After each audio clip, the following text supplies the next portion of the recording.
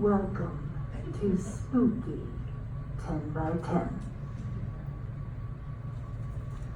Okay, that's all I got. That's as spooky as I can get. Because this isn't really a particularly scary story.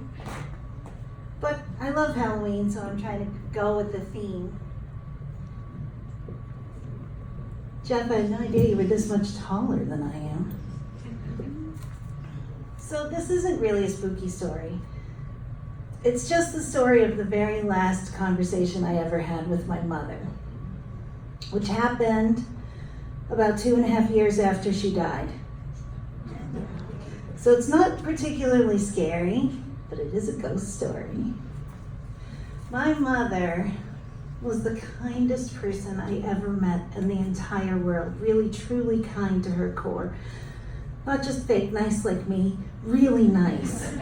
She did not have that thing that I think most of us who drive on the 405 have, which is this, roiling undercurrent of rage.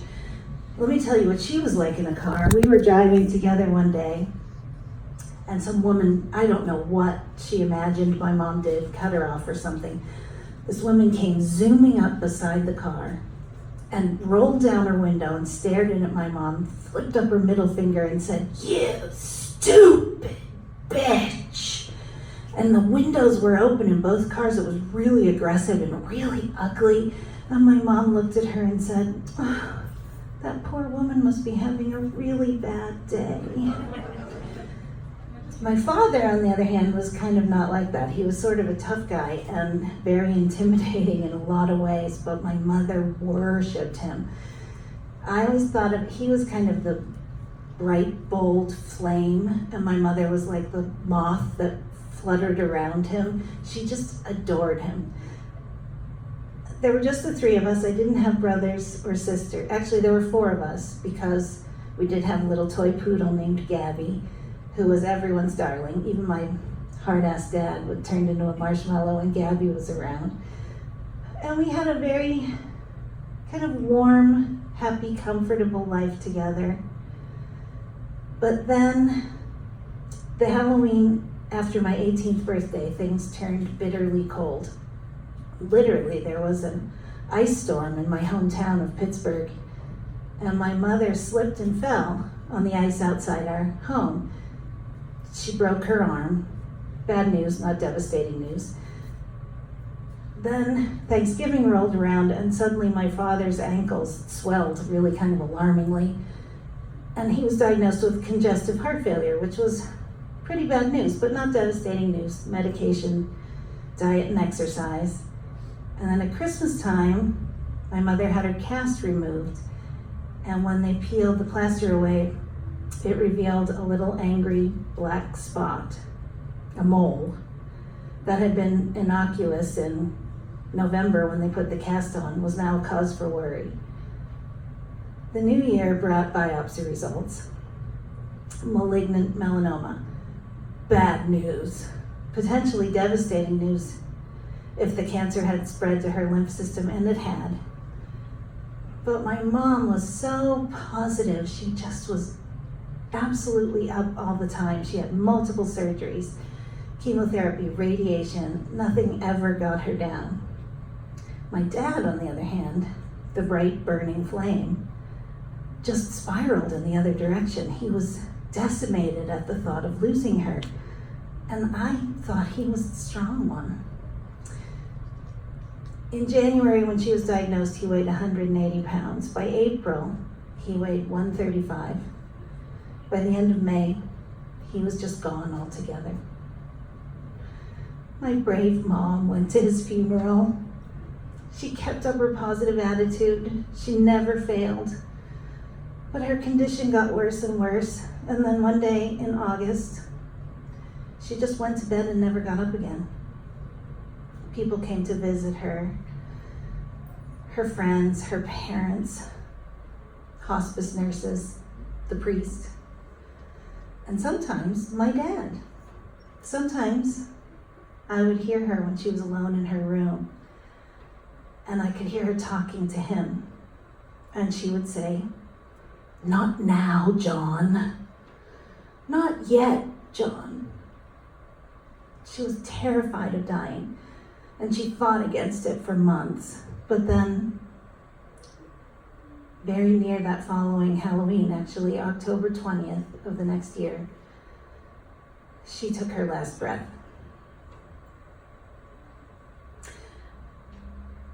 I tried to pretend I was a grown-up. I stayed on in my parents' house. I paid bills and rearranged furniture and acted like an adult. Every night I would dream that everything was back to normal, and I was a normal teenager with 2 living parents. And then I would wake up in the morning and like water seeping in through cracks, I would start to remember. Years went by. I went to college, I took vacations, I went to parties with my friends. Life went on. And then one night, I woke up in the middle of the night with the absolute certain knowledge that there was someone in my bedroom. And it was terrifying. I could feel someone there, but there was a street lamp right outside my bedroom window, and I could see, it was bright in the room, I could see that there was no one there, but I could feel in that diagonal corner, I could feel someone. There was nothing there, but there was a tote bag laying on the floor. And I looked down and noticed that my little dog was awake, and she was staring at exactly that same spot in the room, but her tail was wagging. So that made me feel a little bit better, and I sat for a minute and just kind of felt that presence. And it felt familiar. And I said, "Mom, is that you?" And the tote bag lifted up off the floor about 2 feet into the air and just fell to the ground with a big bang. And my heart was like pounding out of my rib cage. But I lied and said, "It's okay, I'm not afraid, I'm not afraid." And then I heard my mother's voice. And she said, "Hi, babe." And I heard her, not with my ears, but like inside my head, but it was so clearly her. And I again felt without seeing, I felt her kind of walk around the bottom of my bed and approach the side of the bed, and she laid down on the sheets next to me, and I could see the impression that her body made in the sheets. I remember they were blue flowered sheets, and I could see the indentation that her head made in the pillow next to mine. And then my little dog got up and went and curled up next to her. And then I really wasn't afraid anymore, so I did what I think any sane person would do in that circumstance. I said, "Oh my God, oh my God, oh my God, what's it like to be dead? What is it like to be dead?" And she said the cheesiest thing. She said, "This is gonna sound like a cop-out," because she was one of those cheesy moms who said things like, "Hey, you better cool it," and that's a cop-out. And she said, "This is gonna sound like a cop-out, but I can't tell you." And I was so I said, "What is there, like some kind of cosmic law that you can't tell?" And she said, "If there were words to describe what death is like, I would use them, but there aren't any words. I can tell you this, I was wrong to be afraid. Death isn't scary, it's beautiful, it's natural, it's a part of life, it's just what comes next. Please don't ever fear it the way I did." So the words weren't terribly profound, but, and this is weird, I admit, while she was talking, I had this feeling, like almost a hallucination, of being, it felt like being inside pastel colors. It felt blue and green and kind of liquid and floating, and I felt like I was part of a tide of 100 million souls. It just felt connected to everything and beautiful and peaceful. And then she said, "Can you get any sense of what I'm talking about?" And I said, "I think I can." And she said, I came tonight because I have to talk to you about something important. She said, I know you've taken a lot of comfort over the last couple of years thinking that Daddy and I have been together. And up until now we have been. But we have decided it's time for me to move on. And I need to know if you can accept that. And I still don't know what it means. But I said, of course I can. Of course I can. And she said, I need you to know that no matter where I go, and no matter what happens to me, I will always love you just as much. And you'll always be my little girl. Which just made me weep. But for her, the hard part was over.